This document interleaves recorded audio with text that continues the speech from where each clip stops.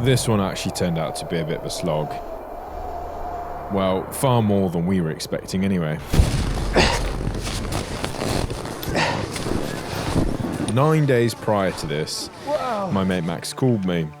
We had a dropout on a polar training expedition. I didn't know what I was really signing up for. Just that I had to get myself to Norway with a holdall full of expensive cold weather gear and an award-winning attitude. The next stop is a place called Finse, where we get off 4 days and 100 kilometres of cross-country skiing back towards Oslo. That's where we're going.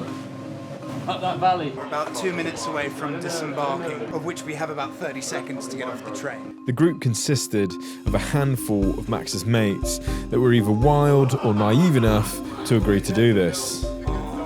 Out of all of us, only one had ever cross-country skied before, and some hadn't skied at all, which wasn't ideal. It's a lot to think about for the first time, but I mean, if a dog can do it, I'm sure this old dog can do it. Right, we are just gearing up and headed up into the glacier up there.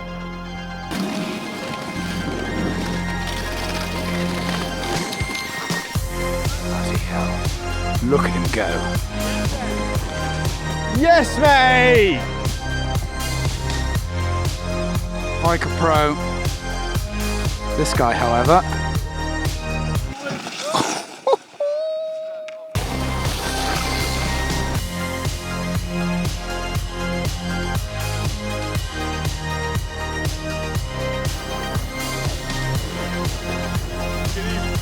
Nick already getting a stride on, like a duck in water. And now we are here, in the tundra. Oh. Fuck it. Oh, let's start that again. The Nordics have been using skins on skis for thousands of years. Originally they were made from seal or reindeer skin. The fur grips the snow when you push uphill, but still lets the ski slide forward. These days, they're mostly synthetic. In fact, during the Winter Olympics, a Norwegian skier by the name of Klæbo was filmed running uphill at nearly 18 kilometers an hour, which gives you a rough idea of how we're doing. You got this, come on, Ed. Careful with your camera, lad. Good job these cameras are weatherproof, right? Yeah. Are they weatherproof? I don't know that they are. Yeah, they're not. It was at this point that the mic stopped working, but I didn't realise until the end of the day.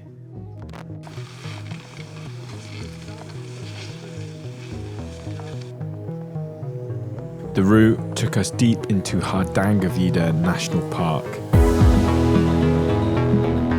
A treeless, barren moorland covering more than 3,000 square kilometres. It's tricky terrain to get straight into. Yeah, it's varied. Yeah.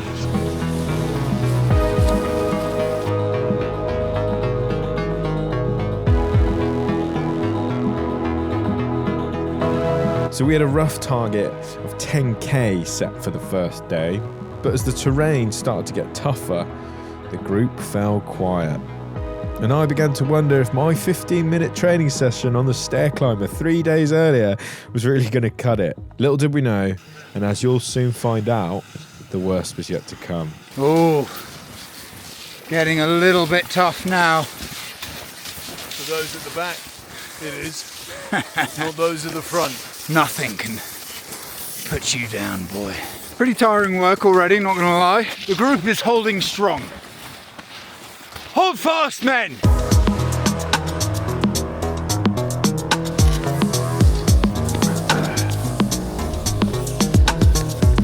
Should have brought a speaker.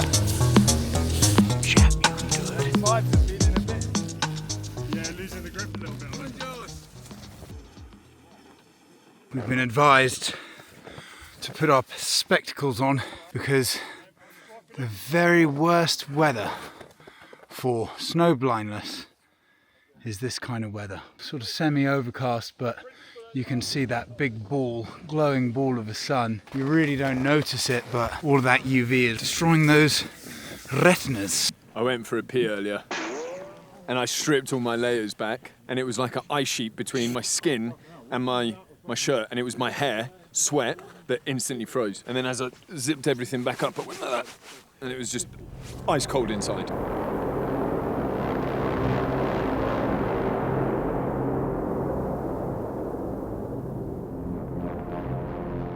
Where was it attached to? I don't know, you attached it. It was on his shoulder there, Max, where your hand is now. Yeah, it's not behind or anything. No, it's not there, it's gone. Can anyone see a radio, a walkie-talkie anywhere here?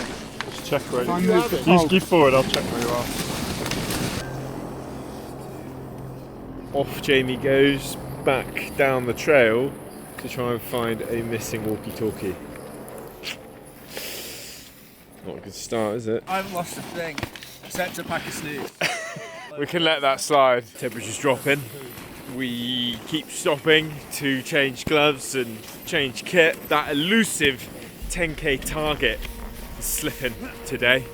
Only because of Max. Max has refused to upgrade his skins.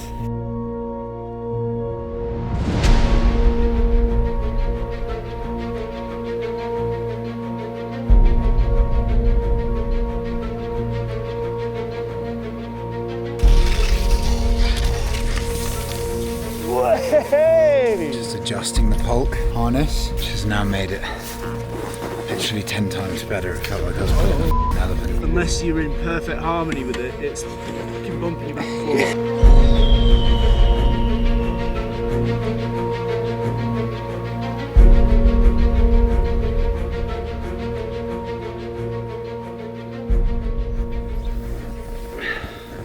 It's been a long first day. Complete lack of sleep in the hotel last night after about 5 or 6 beers.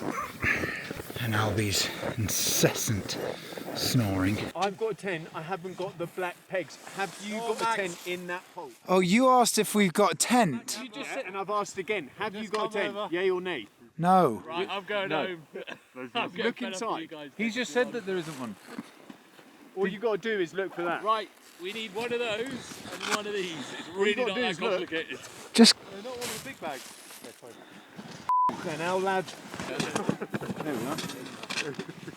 There it is. That's a fucking tent peg, not a tent. Alright, go on. Come on, girls. Come on, ladies, let's go. I said, can you please have a look? yeah, but those are tent And pegs. the black bag. So why were you asking us for a You two are going to tent? survive around the world 2 minutes. Right. I'm ready. Once that tent peg situation had been resolved, our guys, Jamie and Ed, showed us how to pitch the tent. And then it was our turn. Is that in or not? No. So pull it, yeah, pull the material, there you go. You'll feel it slot in. You can see it's got a bend at the end. Yeah, there you go. You feel that? Is that alright? I think the Chuckle Brothers must have come back alive. I prefer Tweedledee and Tweedledum there. Yeah, don't go crazy, mate. That's enough. You want to get them out again in the morning. Just walk as far back as you can. One of you grabs each side of the tent. I think those pop-up tents you're talking about for Antarctica are probably a good idea.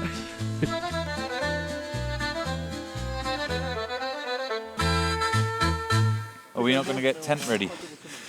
Well, no, as in get our pyjamas on. When we got to camp, we really needed just to focus on getting tents up and stoves on because we were racing the light. We're having an issue with our stove. We're onto the backup stove. Still aren't getting the pressure, still not firing properly. So we're going a bit behind at the moment because we need to start melting snow and get a brew on, get dinner on. We're all pretty f***ed after that first leg. Also, I'm pretty sure I have lost my thermos, my piss bottle, and my 2 water bottles. I think I left them all on the train. Yeah. I haven't told the guides yet. I think I'm just going to see if I can borrow some of Ed's kit and not make a song and dance about it, you know? You know you said weird things happen when you're alright? Yeah. Yeah. I think it might be one of those times, the second stove. What is going on with this? So give it half a turn, see what happens. It needs more pumping.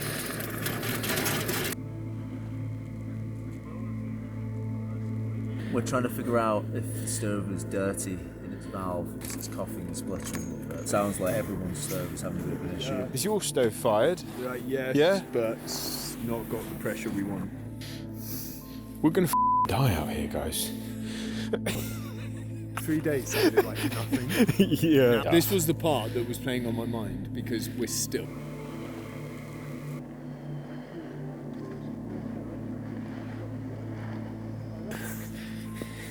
You know what I mean?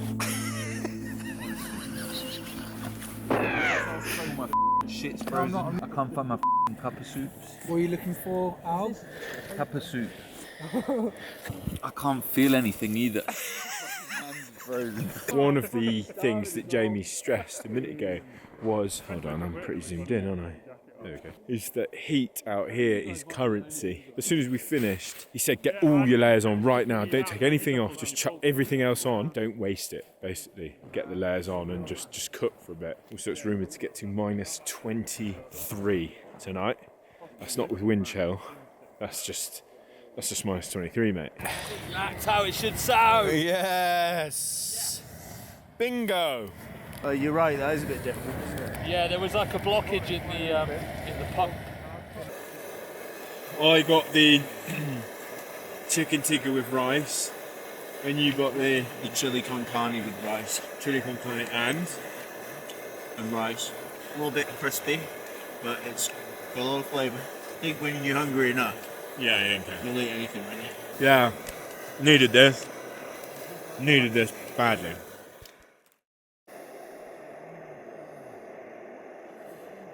Horrific. We couldn't get our sleeping bags to zip up. Halfway through the night, they'd unzip. We'd wake up, hit the top of the roof, and it'd just snow everywhere. Yeah, it snows on you. How did you sleep? Yeah, awful. Lost a tooth in the night, but I did manage to sleep. I think I got maybe even 6 or 7 hours. But every couple of hours, you have to wake up and roll over because your spine is like that. Yeah. So you got to balance it out by rolling over, and then your spine's like that. It's like a chiropractic adjustment. You said put all your clothes on. I You didn't literally say that. said Jamie said put keep all your your clothes clothes on. No, Jamie said keep your clothes on. Oh yeah. I give up. We've just ventured off for a number 2. It really isn't as glamorous as I thought it would be. Everyone ready?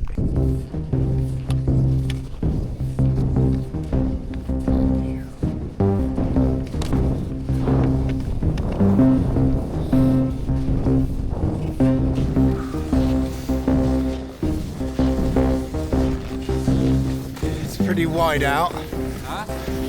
Said it's pretty wide out. So, morning of day 2. We're about an hour in, and we've just stumbled across someone's tent, which is all like half set up, all half baked, and we're a bit worried that like they perished in the snow. Maybe it's just a load of spare clothes and stuff hanging out there washing. There he is. Hello.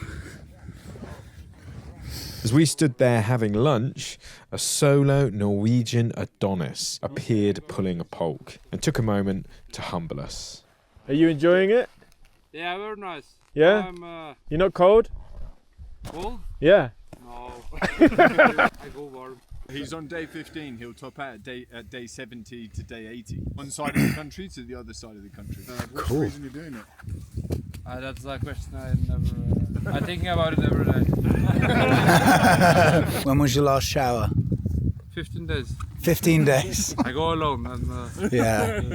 How old are you, bro? 23. Wow. Yesterday I go 45 kilometers. I came from Hardangervidda. Better than us. Yeah. We've done 4. We've done. I want you to go stand next to him. Me? Yeah, you can see what a real adventurer looks like. Almost every day. I'm just standing next to a river. So, I'm obviously in a hole. Just so the camera knows. what's your name, bro? Niels. Niels. Have a great trip, man. Yeah, thanks. You too. Yeah, enjoy. It's a small polk. Wow. That's a rock star right there. So that's how a real pro does it, right? And then you've got our motley bunch, can't even make a cup of tea, almost set the tent alight. Ours is more funny than his though. Yeah, a lot more fun.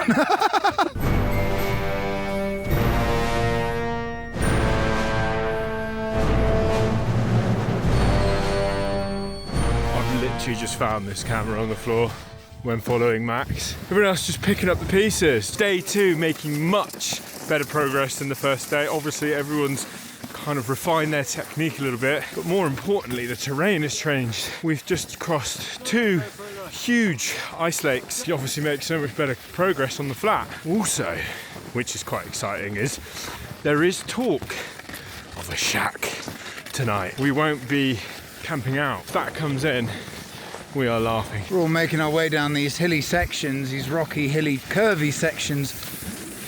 We all look like a bunch of drunks. You're like a little kid with these skis. It's ridiculous.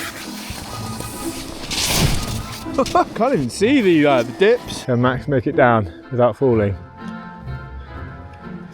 Nope.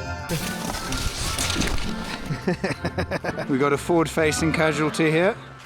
The ice cares for no one. Oh, coming in hot! Oh! Harold taking the left flank.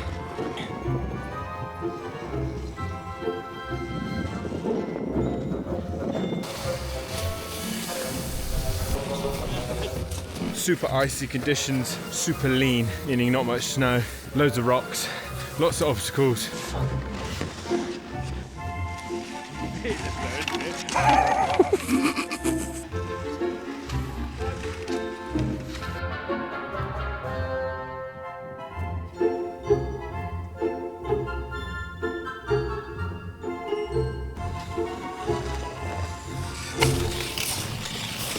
So apparently, all of these lumps of bumps caused by the snow, Icelandic term for it, seshugi. Is that right, Ed? Seshugi. Seshugi. So Ed has swapped over the pulk to me now. Fair play, he's put in an absolute shift. But now it's my turn to tackle. I don't know if you can see it much on camera. Now this was our biggest challenge yet. After crossing a frozen lake, we had to ascend out the valley on the far side.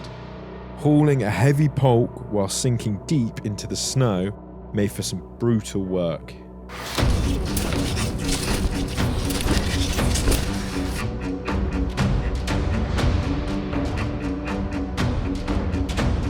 We are dismounting from the skis now.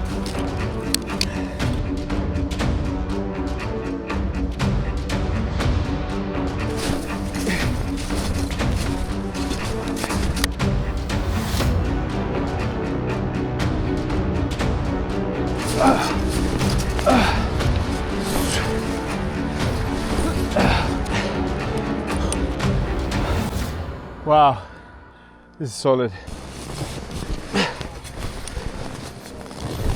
Oh, my foot is like, you see my foot, how deep it is.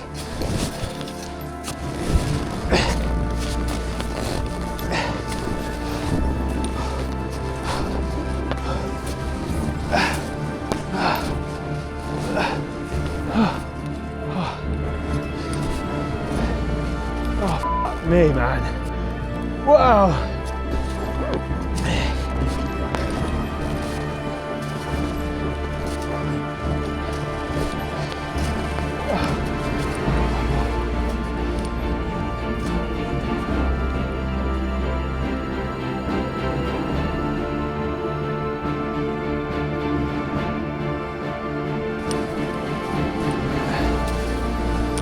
Oh,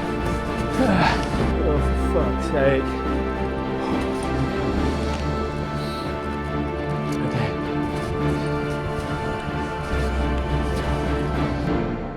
How's that Snickers, Albie?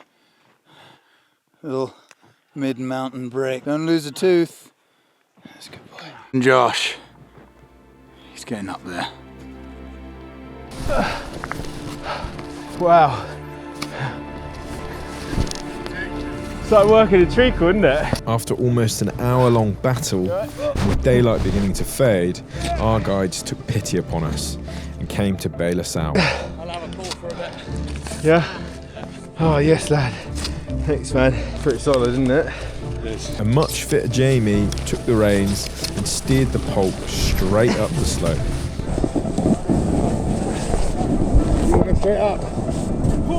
His logic being that the snow was harder packed and the pulp would no longer be prone to rolling over. Yeah, how are you doing?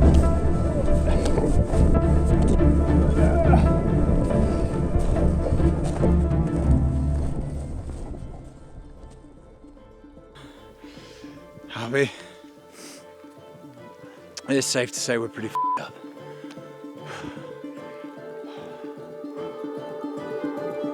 Cresting the brow of that mountain was a huge way off. Props to Josh, Max, Albie and guide Ed for making it up unassisted. In hindsight, leaving the skis on and trying to pick a hard-packed route seemed like the smartest way to tackle it. That's what we live for. It was easy. We made it to the top, but thank for that. That was the most intense thing I've ever done. That was absolutely exhausting. Every time I put any pressure on the pole, my feet would just sink. That was peak performance, but also peak depletion as well. Yeah. Day 2's been kind of a killer. Fallen about 6 times, landed on my elbow about twice. I think that's as much dexterity as I can get from my hand at the moment. So we'll see how it plays out, put a bit of ice and chill it out.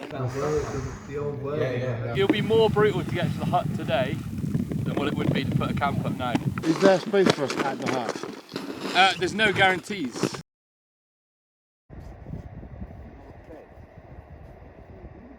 We wanted to get to the hut, but before we set off, the guides found out that it is not a thing. We would have got there after 3 hours of night skiing and realised that there was no hut. So we just came down the ravine slightly and now here we are, Camp 2. And it's a banger. Camp this time went up in a flash, especially because it was about 4:45 where we set up camp and it gets dark at 5. Get your stove on, your stove system, because it takes a lot of time to melt snow, to have enough water for food, starters, pudding if you fancy it. I think I'm going to go for the custard and mixed berries. We dug our floor down to the ice, so we got like a flat floor that feels nice. It's like you've got a flat surface to work on and put stuff on and stand on. How are you feeling after today, mate? Good, knackered, but my back is a bit wet, but it's all good. Yeah. Let's get on with it. The mini bar is now open, lads. Yay! Nice reward after a long day.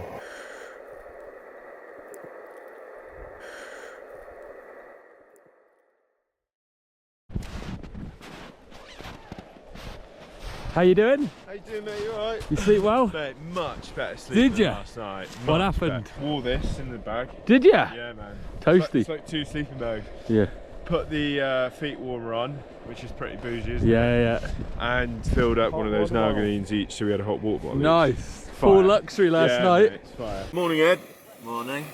Wins and losses from last night, if you could. Let's Night. start with wins. It was the best. I was so warm running on the sleeping bag that I found myself giggling spontaneously with glee.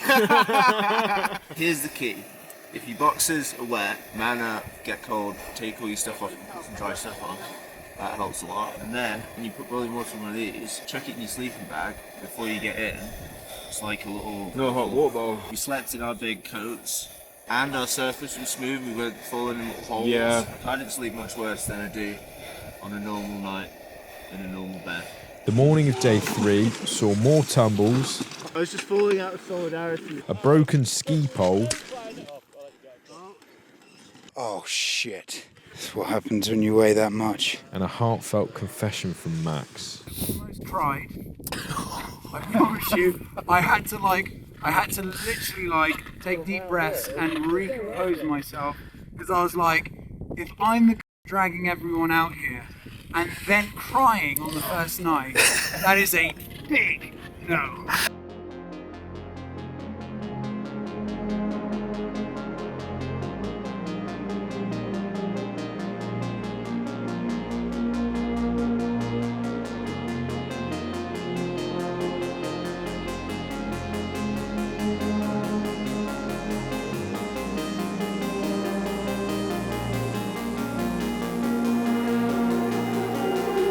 one minor drawback of being in -20. This thing's very tough and crunchy. There's talk of a hotel tonight. Not a hut, a hotel. A hot, warm hotel with cold beer and hot water. Hot chicks. Hot babes. The final hill.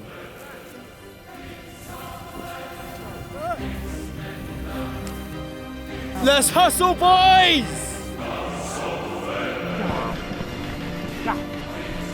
With the promise of the pub and a cold beer ahead, the boys channeled their inner Clabo and found another gear. Proper skiers now, mate. The boys are ready for the bar.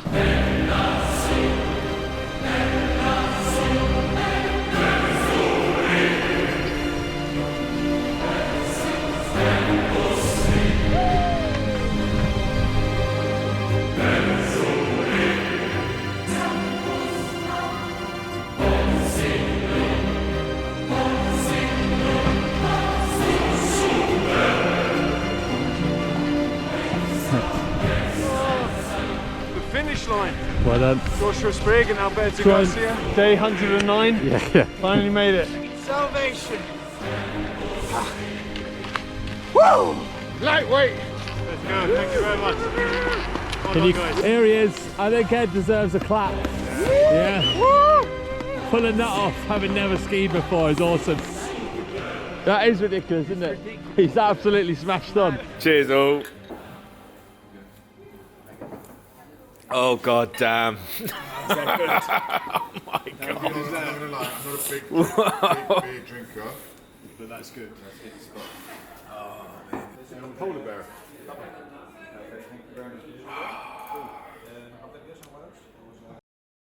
Right, well that concludes the Norway expedition. And the sun has come out and it's cleared up to a beautiful final day. Would I be trusted on my own in polar expeditions to set up a tent and boil snow? Yeah, I'd probably survive, but would I want to do it on my own? No. It's interesting how much you rely on a sort of buddy system. When there's two of you in a tent, you kind of set roles for each other to be as productive as possible. Yeah, props to you, Ed. Great to share that experience. Glee. Also, if you're interested in doing something like this, check out Nordur Expeditions. I'll leave the link in the description. I think everyone should try and experience something like this in their lifetimes if possible. Test themselves to see how difficult it is to survive in sub-zero temperatures of -23, especially with the amount of labour and workload that's required just to survive. Right, I'll see you in the next one. I'll leave you from chilly Norway.